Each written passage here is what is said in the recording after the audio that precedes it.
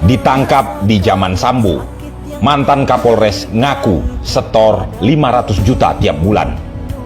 Seorang mantan Kapolres di Ogan Komering Ulu Timur, Sumatera Selatan bernama AKBP Dalizon bernyanyi di persidangan. Dia mengungkapkan besarnya setoran bulanan yang harus dia serahkan ke pimpinannya. Awalnya AKBP Dalizon ditahan pertama kali oleh Divisi Propam Mabes Polri pada Desember 2021 lalu.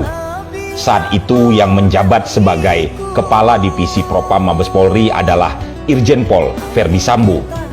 Sambo yang kini jadi tersangka pembunuhan berencana Brigadir J.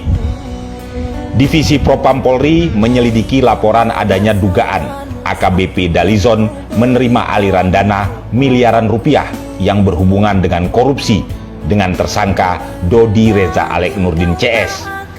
Info itu didapat dari keterangan para saksi di pengadilan.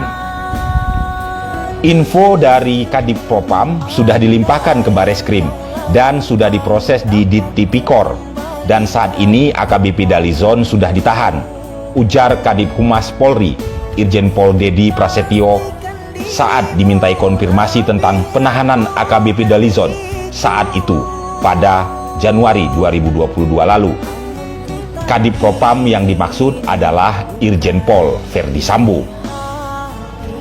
Kembali ke perkara AKBP Dalizon. Saat ini AKBP Dalizon sudah menjalani persidangan.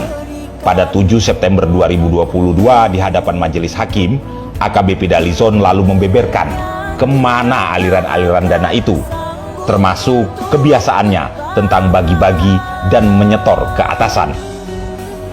2 bulan pertama saya wajib setor 300 juta ke Pak Direktur. Bulan-bulan setelahnya saya setor 500 juta sampai jadi Kapolres. Itu jatuh temponya setiap tanggal 5, ujar AKBP Dalizon di persidangan Rabu 7 September 2022. Pengakuan tersebut langsung mendapat reaksi dari majelis hakim yang diketuai Mangapul Manalu. Hakim lantas bertanya, dari mana uang dengan nominal besar tersebut berasal?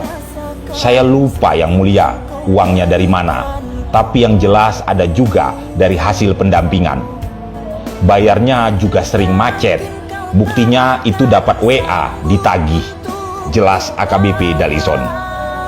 Dalam kesempatan ini AKBP Dalizon juga mengungkapkan alasannya yang ingin membuka kasus secara gamblang. AKBP Dalizon mengaku sangat kecewa atas sikap atasan maupun anak buahnya. AKBP Dalizon bercerita saat itu ada 3 anak buahnya yang ikut diperiksa di Paminal Mabes Polri, yakni 3 kanit di Direskrimsus Polda Sumsel, memohon kepadanya untuk dilindungi. Mereka minta tolong, komandan tolong, kasihani anak istri kami, tolonglah komandan. Kalau komandan menolong, kami sama saja dengan menolong 100 orang, meliputi keluarga kami, ujarnya. Lalu kenapa saya berubah pikiran untuk membuka semuanya? Karena saya tahu Pak Direktur menjelek-jelekan saya di belakang. Anggota juga mengkhianati saya.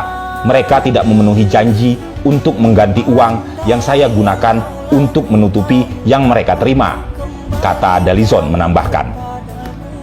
Ditemui setelah persidangan, AKBP Dalizon mengaku lega sudah mengungkapkan semuanya kepada hakim. Iya, saya lega, ujarnya. Sementara itu, sebelum pengakuan AKBP Dalizon ini, Direktur Ditkrimsus Polda Sumsel saat itu dan beberapa nama yang disebutkan AKBP Dalizon membantah menerima uang itu. Pimpinan Dalizon dan anak buahnya itu tak dihadirkan di persidangan, namun kesaksiannya lewat BAP yang dibacakan JPU pada sidang sebelumnya. Mereka semua membantah.